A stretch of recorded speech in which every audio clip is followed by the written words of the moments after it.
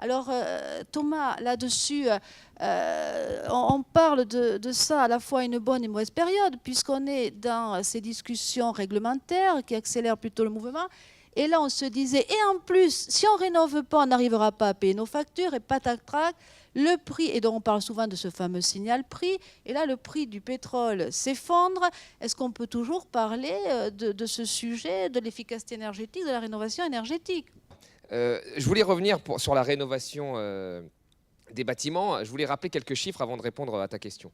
Alors, bon, il faut rénover 500 000 logements par an, ça c'est sûr, hein, on le sait tous.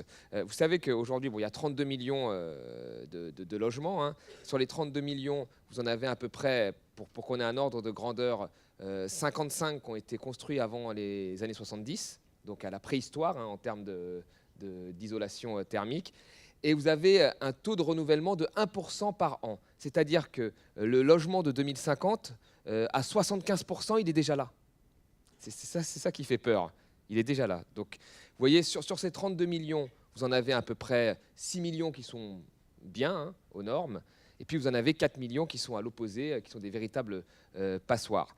Alors, le coût que ça aurait de rénover ces 500 000 logements, ça coûterait à peu près 10 milliards, hein, selon l'estimation, 10 milliards par an. Alors on nous demande d'un côté d'économiser 15 milliards et puis de l'autre côté il faudrait investir 10 milliards. Donc en dehors et là on va reparler de la baisse des prix du pétrole, mais en dehors de ça, il y a un vrai débat à avoir parce qu'on ne peut pas mener, je pense moi, une politique globale hein, quand on dépasse le local, une politique globale où on nous demande pas de faire de l'austérité, mais d'économiser, de regarder bien nos comptes, et de l'autre, faire une politique de rénovation massive. Pour moi, il y a un paradoxe. Alors, moi, j'ai ma petite idée là-dessus. Hein. Moi, je pense que si on investissait très fort, on a des taux d'intérêt très faibles hein, au niveau national, on pourrait investir très fortement dans la rénovation, et surtout que ça nous rapporterait. On le voit bien en Allemagne. En Allemagne, chaque euro qui est investi rapporte à l'État allemand entre 2 à 4 euros.